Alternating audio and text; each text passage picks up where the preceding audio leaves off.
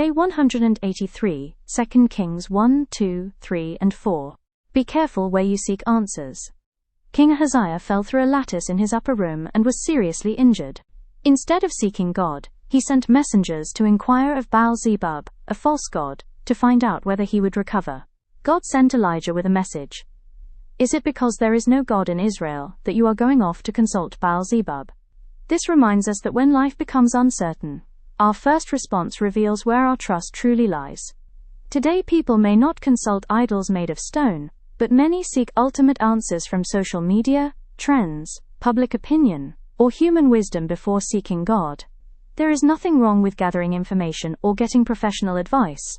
However, God desires to be our first source of guidance, not our last resort.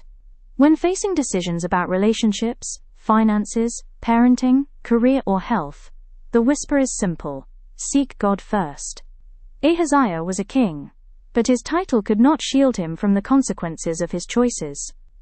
Sometimes we assume that status, wealth, influence, education or connections will exempt us from accountability. Yet God judges with fairness. This whisper teaches us that character matters more than position. A leader can make poor choices. A professional can make poor choices. A parent can make poor choices. No title places anyone above God's principles. The encouraging part is that God's standards apply equally to everyone. His grace is available to everyone too. As Elijah's ministry was coming to an end, God was already preparing Elisha for what was next. Life often feels uncertain when seasons change. Children grow up, jobs change.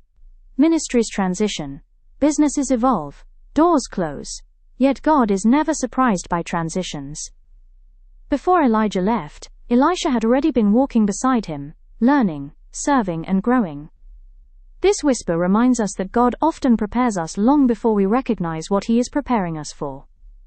The season you are in today may actually be training for an assignment tomorrow. Do not despise ordinary days. God frequently uses them to prepare extraordinary futures. 3 different times Elijah told Elisha to stay behind. 3 different times Elisha replied that he would not leave. His persistence is remarkable. Many people begin well but quit too soon. They leave the process before receiving the promise. Elisha stayed close through uncertainty, long walks and difficult moments. Eventually he witnessed Elijah's departure and received the mantle for his next assignment. This whisper reminds us that faithfulness often matters more than talent. Stay faithful in your marriage. Stay faithful in your learning. Stay faithful in your calling. Stay faithful in your growth. Sometimes the breakthrough comes after the 3rd, 4th, or 5th opportunity to quit. A widow faced overwhelming debt. Her situation seemed hopeless. When Elisha asked what she had in her house, she replied that she had only a small jar of olive oil. Only a jar. Yet that small jar became the starting point for a miracle. Many of us focus on what we lack. I only have a small income. I only have a little experience. I only have one skill. I only have limited resources. God often begins His work with what appears insignificant. The widow's miracle did not start with abundance. It started with obedience. Stop underestimating what God can do with what you already have. A Shunammite woman recognized Elisha as a man of God. She and her husband prepared a small room for him. This act of generosity reflected more than hospitality. It reflected intentionality. She made room. In today's busy world, many people want God's blessings without creating space for God's presence. Our schedules are crowded. Our minds are crowded. Our homes are crowded. Our hearts are crowded. This whisper invites us to intentionally create room for prayer, worship, reflection, and God's Word. When we make room for God, we often discover that He has already been making room for us. The Shunammite woman's promised son suddenly died. Her dream appeared finished. Her miracle seemed lost. Yet she refused to surrender to despair. She sought God's help through Elisha. Eventually the child was restored to life. Most people will never face this exact situation, but many experience seasons where something precious seems dead.